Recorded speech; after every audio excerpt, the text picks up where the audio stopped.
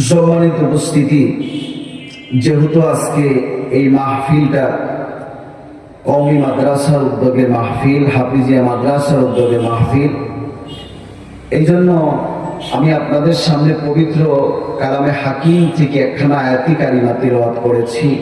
আল্লাহ পাক বলেন নবীকে, ওগো নবী, আপনার উপরে আমি রব যে কিতাবখানা নাজিল করলাম, আমি রব আপনার উপরে যে কোরআনুল কারীমকে নাজিল করেছি, এই কোরআনুল কারীম কেউ যদি পড়ে, কেউ যদি মানে, তো আল্লাহ পাক ওই মানুষটাকে গোমরাহির ঘোরাচ্ছন্ন অন্ধকার থেকে বের করে এই কোরআন আলোর পথ দেখাবে। সুবহানাল্লাহি ওয়া বিহামদিহি।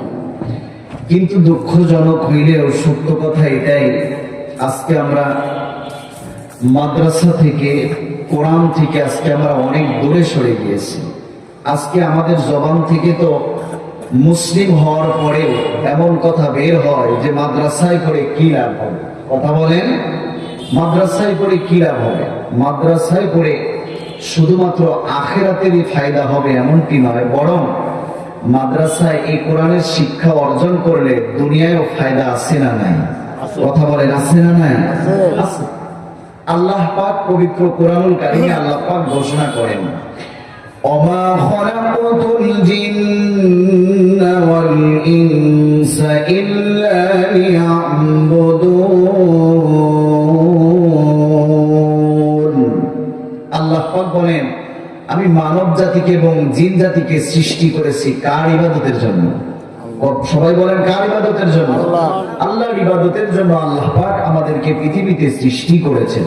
সম্মানিত উপস্থিতি, এই পৃথিবীতে আল্লাহ পাক আমাদেরকে বাঁচিয়ে রাখবেন ততদিন যতদিন এই পৃথিবীতে একজন আল্লাহ বর্ণেওয়ালা, একজন দিনদার মানুষ এই পৃথিবীতে বেঁচে থাকবে।